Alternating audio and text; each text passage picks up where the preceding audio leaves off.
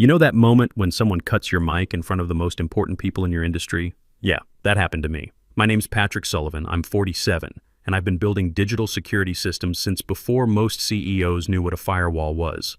Every morning at 6:30, I'd walk into Data Vault Technologies with the same ritual, stop by the break room, pour black coffee into my world's okayest dad mug, a Father's Day gift from my daughter 3 years ago, and head to my corner office on the 15th floor.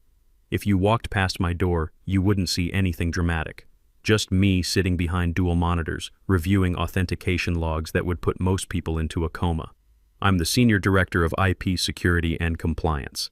Sounds about as exciting as watching paint dry, right? The kind of job you mention at neighborhood barbecues just to watch people's eyes glaze over and excuse themselves to grab another beer. But here's what they don't understand. I'm the guy who built the digital foundation that keeps a $2 billion company from crashing into legal hell. Every piece of content we license, every streaming right we control, every digital asset worth protecting. It all flows through security protocols I designed with my own hands. Not some consultant's cookie-cutter solution. Mine. Built from scratch during late nights when my wife was asleep and my kids were doing homework at the kitchen table. 22 years I've been at this. Started when Data Vault was 6 people crammed into a strip mall office next to a dry cleaner, back when our server room was actually a repurposed supply closet and I was coding authentication systems on a Dell laptop held together with electrical tape and determination. I watched this company grow from startup chaos to corporate powerhouse, and every major security decision came across my desk. The guys who've been here since the beginning, people like Karen Walsh in IT and Sam Rodriguez from analytics, we had something you can't buy with stock options or motivational seminars. We had that old school pride in building something that actually worked. Karen and I would grab lunch every Tuesday at Murphy's Deli, trading war stories about system crashes we'd survived and laughing at the new hires who thought legacy systems was a dirty word. Remember when we had that power outage in '09 and kept the authentication servers running on car batteries? Karen would say, shaking her head. Try explaining that to someone who learned networking from YouTube. We were craftsmen in a world increasingly run by people who confused PowerPoint presentations with actual work. But that was before Diana Martinez arrived and decided our kind of experience was just expensive overhead. Diana became our new CEO 8 months ago, brought in by a board that thought our previous leader was too risk-averse. The previous guy actually read technical documentation before making decisions. Apparently that was a character flaw in modern corporate America. Diana was 38, Harvard MBA, came from venture capital where she'd specialized in disrupting legacy industries. She wore power suits that probably cost more than my motorcycle and carried herself with that particular brand of confidence that comes from never having to fix something you've broken. First day she addressed the company, standing in our main conference room in a perfectly tailored navy blazer. She talked about streamlining operations and eliminating bottlenecks. When someone asked about maintaining our security standards during rapid expansion, she smiled with all her teeth. "We're going to move fast and break things," she said, like she'd invented the phrase. "That's how you stay competitive." I exchanged a look with Karen across the room. In our world, breaking things meant lawsuits, data breaches, and compliance violations that could shut us down. But Diana wasn't talking to us. She was talking to the younger employees who nodded along like she was revealing the secrets of the universe. The first sign of what was coming happened 3 weeks later. Diana walked into my office without knocking, something the previous CEO had never done, and sat on the edge of my desk, right on top of a stack of compliance documents I'd been reviewing. "So Patrick," she said, getting my title wrong immediately, "you're the systems guy." I looked up from my screen, where I'd been analyzing authentication patterns for our upcoming Project Nexus acquisition. "I'm the Senior Director of IP Security and Strategic Compliance, Diana." Right. Technical stuff." She waved a manicured hand dismissively. "Listen, I've been looking at your departmental budget. Seems like we're spending a lot on what's essentially digital paperwork." I set down my coffee mug carefully. "We're spending money on making sure we own what we think we own, and that we can prove it in court if necessary. But how much of that is really necessary?" Diana leaned forward like she was sharing a conspiracy theory. "I mean, we're buying content libraries, not launching rockets. How complicated can it really be?" That's when I knew we were in trouble. She was looking at intellectual property security, the way someone might look at buying groceries. Pick it up, pay for it, take it home. She had no idea that digital rights were living, breathing entities with expiration dates, territorial restrictions, and more legal landmines than a Cold War battlefield. "Diana," I said, keeping my voice level the way you'd explain electricity to someone holding a screwdriver near an outlet. "Digital rights aren't like physical assets. Every piece of content we acquire comes with dozens of legal attachments: sync rights, territorial limitations, exclusivity clauses, performance royalties. If we don't validate every single one of those attachments, we could end up owning nothing but very expensive lawsuits." She laughed. Actually laughed, a short, dismissive sound that told me everything I needed to know about the next few months. "You technical guys always overthink everything. It's content, Patrick. People watch it, we make money. Don't complicate it." That was the opening shot in what would become the shortest war in corporate history. I just didn't know yet that I was going to be the one to end it. We were 8 months deep into Project Nexus when Diana really started showing her colors. This wasn't just any acquisition. It was a $95 million deal to merge 3 mid-sized digital content libraries into one massive streaming platform. The kind of deal that makes or breaks careers, sends stock prices through the roof, and gets written up in industry magazines. The press releases were already drafted. Wall Street analysts were updating their projections. Everyone saw the flashy headlines about revolutionary content aggregation and unprecedented market penetration. What they didn't see was the absolute nightmare lurking in the technical details. I'd been working 12-hour days for months, untangling a legal mess that would make a Supreme Court justice weep. Thousands of fragmented licensing agreements, territorial restrictions written back when people still rented DVDs, sync rights that expired if you looked at them sideways. Every single asset we were buying came with its own unique legal fingerprint, and most of them had poison pill clauses buried so deep you needed archaeological equipment to find them. Karen would stop by my office around 7 p.m. most nights, after the regular staff had gone home, bringing coffee and checking to make sure I hadn't collapsed over my keyboard. "You know, Sullivan," she'd say, leaning against my doorframe, "normal people go home to their families at reasonable hours. Normal people don't have to authenticate 8,500 pieces of content before the quarter ends," I'd reply, not looking up from my screen. "Besides, Sarah's got volleyball practice until 8, and Tom's working late at the garage anyway." My wife understood. 22 years in this industry, she'd learned that acquisition season meant missed dinners, weekend conference calls, and me falling asleep on the couch with technical documentation scattered across my chest. She'd just leave a plate of leftovers in the microwave with a note: "Heat for 90 seconds. Try to eat before midnight. Love you." But Diana saw my dedication differently. To her, it wasn't craftsmanship or thoroughness. It was inefficiency. The first real shot across the bow came during a department heads meeting in early September. I was presenting the security timeline for Nexus, explaining why we needed a minimum of 6 weeks to validate the authentication protocols across all 3 content libraries. 6 weeks? Diana interrupted, her voice sharp enough to cut glass. "Patrick, we're not building a space shuttle here. We're buying some movies and TV shows."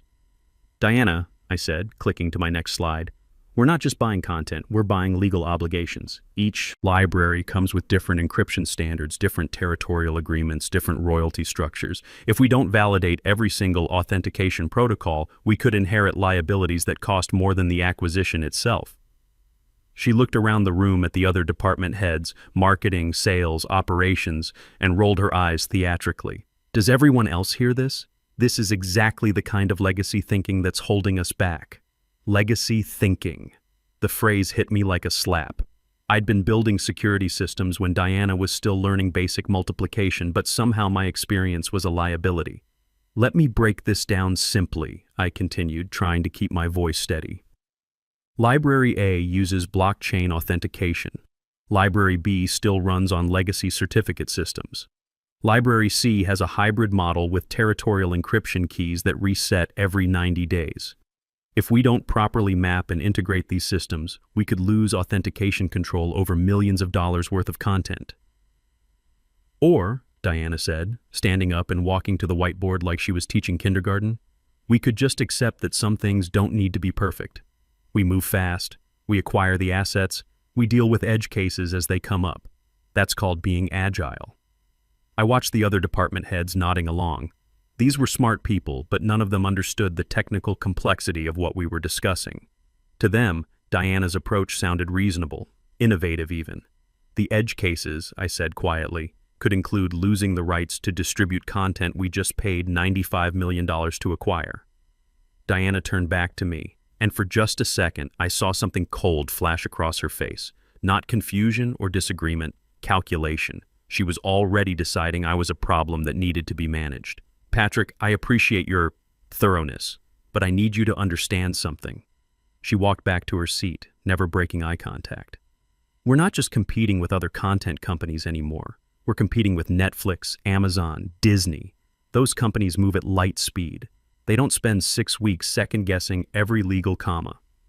Those companies also have teams of hundreds of lawyers specifically to handle the complications that come from moving too fast, I replied. Which is why we're being smart about this. We're not going to lawyer ourselves to death. Diana sat down, straightened her blazer, and smiled at the room.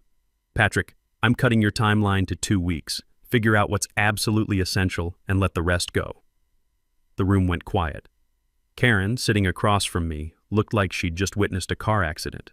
Sam Rodriguez, who'd been taking notes, stopped writing entirely.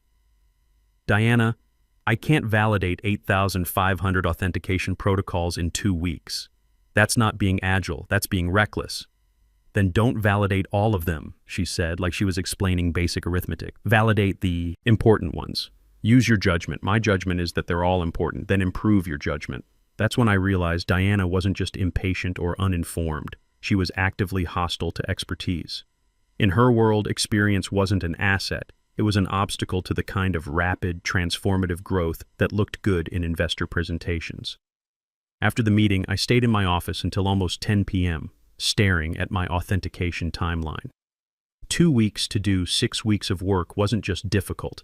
It was impossible without cutting corners that could destroy the entire acquisition. I opened my desk drawer and pulled out the original technical documentation I'd written for our authentication systems, page 247, subsection 12.4. In the event of merger or acquisition, administrative control of the content management system must be manually transferred by the designated technical steward. Failure to complete transfer within 48 hours of closing results in automatic system lockdown to prevent unauthorized distribution. The designated technical steward. That was me. Had been me for 5 years, ever since I'd rebuilt our entire security infrastructure from the ground up. Diana didn't know this clause existed because she'd never read the technical documentation. In her mind, digital rights were just paperwork. Sign here, pay there, collect revenue. She had no idea that every piece of content in our system was protected by security protocols that only I fully understood. I closed the documentation and locked it back in my drawer. If Diana wanted to play fast and loose with $95 million, that was her choice. But she was going to play by my rules, whether she knew it or not. The war was officially on. The erasure didn't happen overnight. It was like watching someone slowly turn down the volume on your professional life until you could barely hear yourself think. Diana was methodical about it, I'll give her that. She understood that you can't just fire someone with 22 years of institutional knowledge without raising red flags with the board. So instead, she decided to make me disappear in plain sight. First came the meeting cuts. The weekly security briefings I'd been running since 2018 suddenly stopped appearing on my calendar. When I asked Diana's assistant, a nervous 24-year-old named Ashley who looked terrified every time someone spoke to her, she gave me a carefully rehearsed response. Oh, Diana feels those meetings should focus on forward-looking strategic initiatives rather than operational details. She said she'd reach out if there are any specific technical questions. Technical questions. That's what she called the security protocols that kept us from being sued into bankruptcy. Then came the organizational restructuring. In the company newsletter, one of those corporate propaganda pieces filled with stock photos of diverse people pointing at laptops, my department was quietly moved from strategic operations to administrative support. Same office, same responsibilities, different box on the org chart, but the message was crystal clear. We weren't strategy anymore. We were overhead. The real knife twist came when Diana hired Marcus Cole as Chief Innovation Officer, a position that didn't exist before but somehow had authority over legacy system optimization. Marcus was 32, MIT graduate, wore expensive sneakers with his business casual outfits, and had the kind of confidence that comes from never having to clean up someone else's mistakes. His first week, Marcus scheduled a meeting with me to assess current technical capabilities and identify optimization opportunities. He showed up to my office with a tablet, an energy drink, and the kind of smile that made me want to check my wallet. "Patrick, right?" he said, even though my nameplate was clearly visible on my desk. "Diana's told me a lot about you. She says you're like the institutional memory around here." Institutional memory. The way he said it made it sound like a medical condition. "I prefer Senior Director of IP Security," I replied, gesturing to the chair across from my desk. Marcus perched on the edge of the chair like he was ready to bolt at any moment. "Right, totally. So, I've been looking at your department's processes, and I think there might be some opportunities to leverage automation and AI to streamline your workflows. I'd been doing this job since before Marcus learned to drive, but apparently I needed a 32-year-old to explain efficiency to me. What kind of automation are we talking about?" "Well, for instance, Marcus pulled up something on his tablet, all this manual authentication verification you do. There are machine learning platforms now that can handle that kind of pattern recognition at scale. We could probably reduce your 6-week timeline to 6 hours. I stared at him. "Marcus, you're talking about replacing legal compliance review with an algorithm." "Not replacing," he said quickly, augmenting. "Think of it as giving you superpowers, and when the machine learning algorithm incorrectly validates a licensing agreement and we end up distributing content we don't have rights to." Marcus waved his hand dismissively. "That's what insurance is for, right? We're optimizing for velocity here." That conversation lasted 15 minutes, but it told me everything I needed to know about Diana's long-term plans. She wasn't just cutting my timeline, she was cutting my relevance entirely. But the real gut punch came 2 weeks before the investor showcase. I logged into our shared drive to update some authentication figures for the Project Nexus presentation. My file was gone. In its place was a document titled Nexus Investor Deck Final, Diana, TITTX. I opened it with the sick feeling you get when you know you're about to see something terrible. My 50 slides of detailed security analysis had been replaced by 4 slides. 4 slides covered with stock photos of smiling families watching TV and buzzwords like seamless integration, revolutionary scalability, and frictionless content ecosystem. There was no mention of the authentication protocols, no mention of the territorial restrictions, no mention of the compliance gaps that could cost us millions, and most dangerously, there was a slide claiming we had 100% verified perpetual rights across all acquired digital assets. We absolutely did not have 100% verified rights. We had about 65% conditional rights pending the authentication transfers I hadn't completed yet because Diana had cut my timeline in half. This wasn't just optimism or marketing spin, this was fraud, verifiable, prosecutable fraud. I sat there staring at my screen, listening to the building's air conditioning hum. The smart thing would be to call legal, or the board, or someone with actual authority. But I'd been around corporate politics long enough to know how this would play out.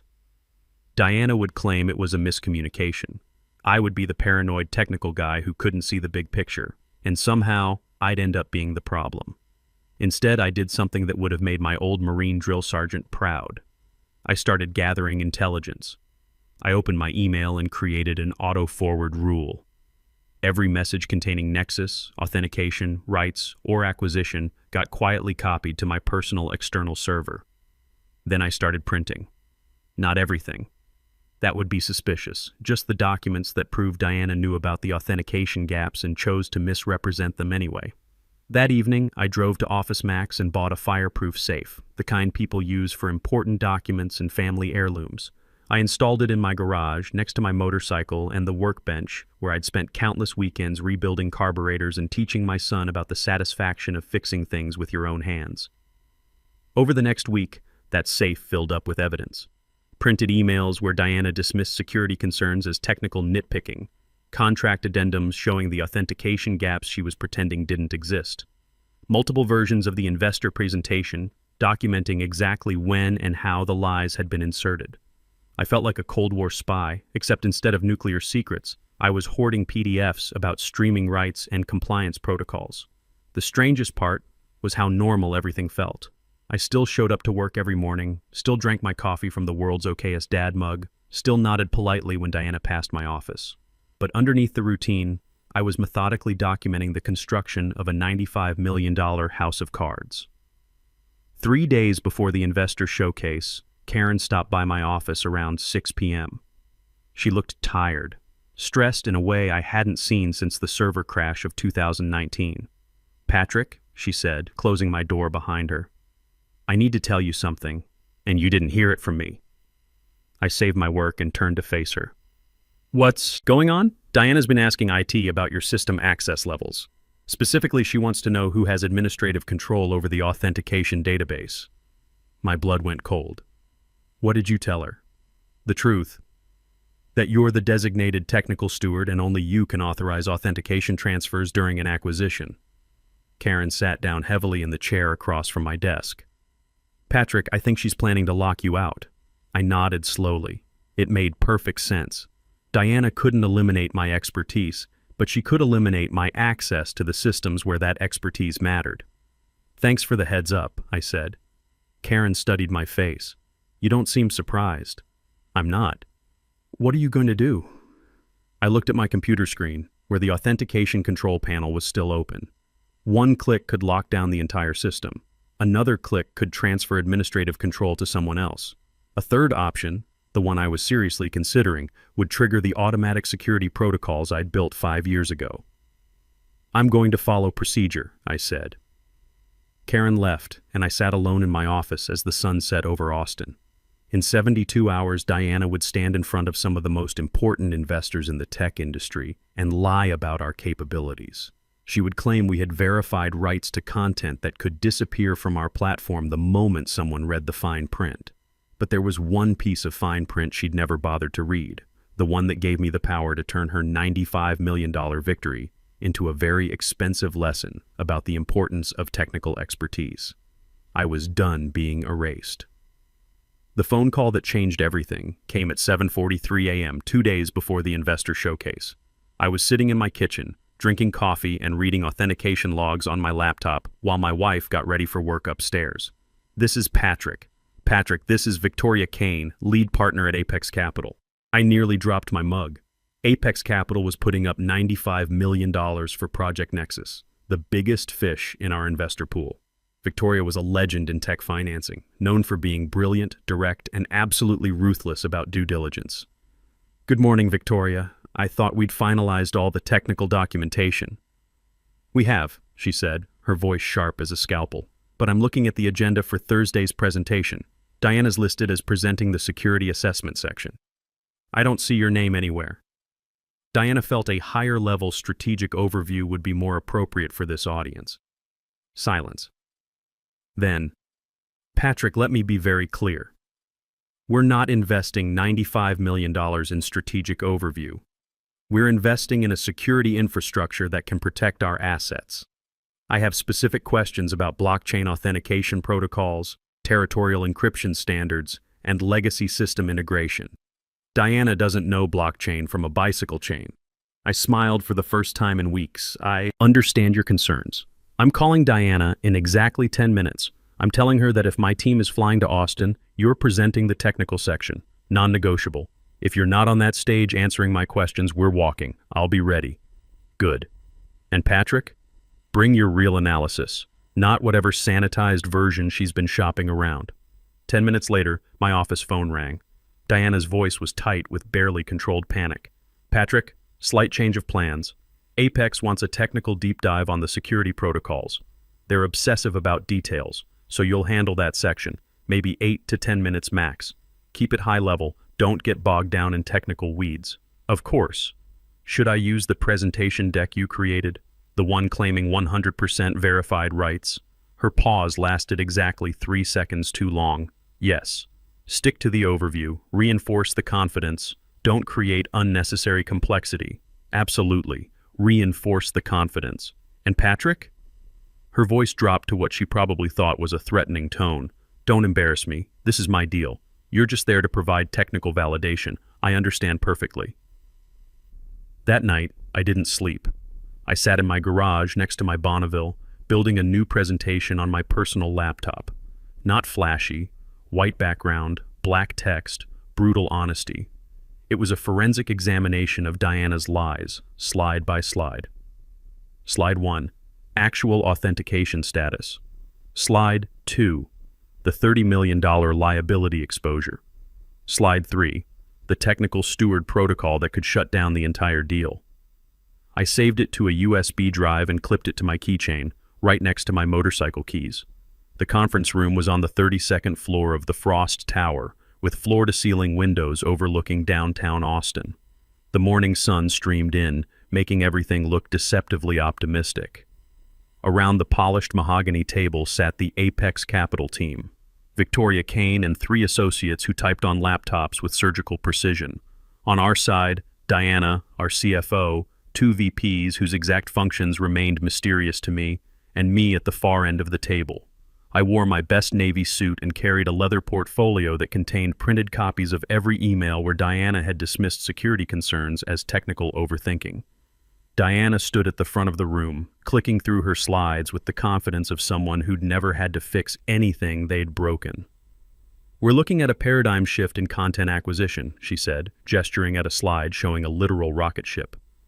"Project Nexus isn't just buying assets, it's building the foundation for total market domination. You're investing in 100% verified perpetual rights across our entire digital ecosystem." Victoria Kane didn't blink. She just tapped her Mont Blanc pen against her legal pad with mechanical precision. "And the technical infrastructure," Victoria interrupted. "The authentication protocols supporting these rights. We've heard concerns about gaps in the verification process." "Concerns?" Diana waved dismissively. "Just competitor noise trying to create doubt.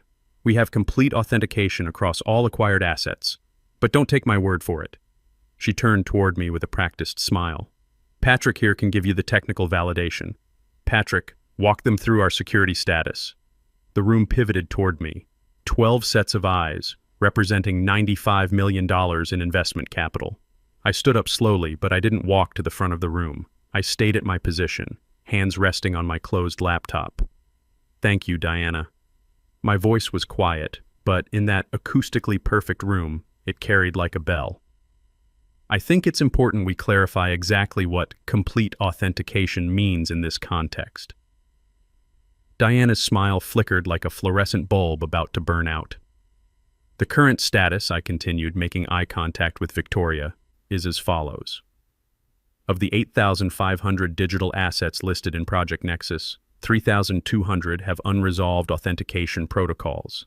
Another 2,100 have territorial encryption restrictions that specifically exclude our target Latin American and Canadian markets." The typing on Apex's side stopped. The silence was so complete I could hear the building's HVAC system. "Furthermore," I said, "the slide claiming 100% verified perpetual rights is factually incorrect. The technical steward protocol requires manual authentication transfer before any rights can be legally transferred. That transfer has not occurred." Diana's face went from confident tan to sick gray. "Patrick, I think you're confusing preliminary data with final verification status. I'm reading from the live authentication database, Diana, the one you can't access because you don't have proper security clearance." "Okay, that's enough." Diana stepped forward, placing herself physically between me and the investors. "I can't allow this technical confusion to continue. Patrick is clearly working from outdated systems. We'll resolve these minor details offline." She looked directly at the AV technician. "Cut his microphone. Now."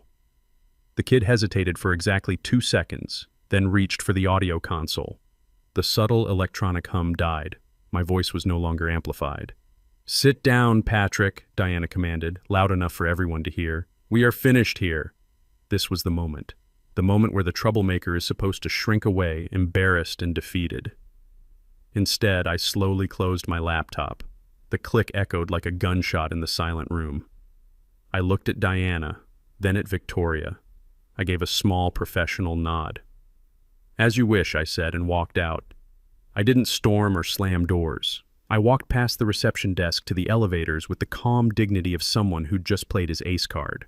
My heart was pounding, but my hands were steady. The elevator was one of those smart systems that takes forever calculating optimal routes, so I stood in the marble lobby, looking back through the glass walls at the conference room like watching a silent movie. Diana had turned back to her presentation, smile returning, hands spread in amen. Am I right? Gesture. But nobody was looking at her screen. I watched Victoria Kane slowly stand up. She didn't look at Diana, she looked at my empty chair. Even through the soundproof glass, I could see the energy in the room collapse like a controlled demolition.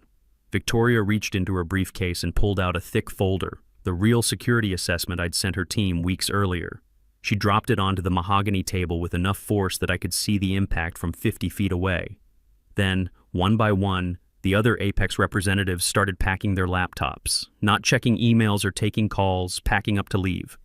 Diana was gesticulating frantically now, but it was too late. She'd cut the mic on the one person who could have saved her deal. The elevator doors opened, and I stepped inside. As they closed, I caught one final glimpse of Diana standing alone at the front of that conference room, holding a laser pointer that pointed at absolutely nothing. By the time I reached the parking garage, my phone was already buzzing. Text from Karen. Holy hell, what just happened? Diana's having a complete meltdown. I drove home, changed into jeans and a t-shirt, and spent the afternoon rebuilding the carburetor on my Bonneville. My hands stayed steady the whole time. 3 days later, the board fired Diana for material misrepresentation to potential investors. No severance, no stock options, just a cardboard box and a security escort. Victoria Kane called me the following week. Turns out Apex had been planning to poach me all along. They just needed Diana to give them a reason. I'm now Chief Technology Officer at their newest portfolio company, with an equity stake that makes my old salary look like lunch money.